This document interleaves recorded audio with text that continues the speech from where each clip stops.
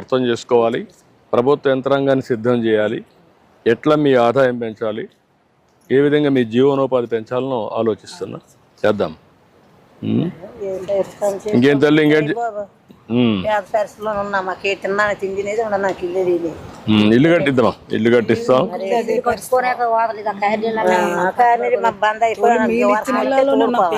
ఆ పాత ఇల్లు ఇప్పుడు కట్టిస్తాం. ఇళ్ళు అన్ని కట్టిద్దాం. మీరు ధైర్యంగా ఉండండి, చేద్దాం. మంచిదమ్మా. నమస్కారం అమ్మా. ఓట్లు మనం వేటకి వెళ్తాం సార్. వేటకి వెళ్ళేటప్పుడు వచ్చేటప్పుడు రప్పులు అయిపోవడం,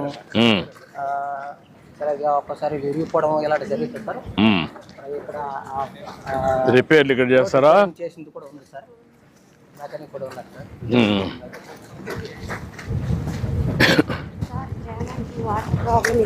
సార్.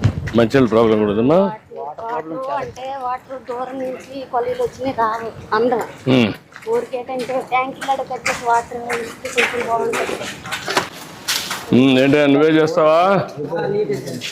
నువ్వే చేస్తున్నావు.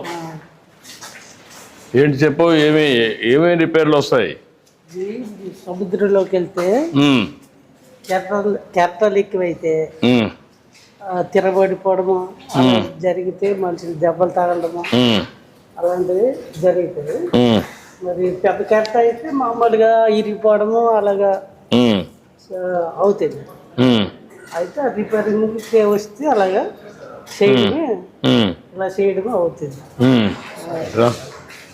ఎట్ట రిపేర్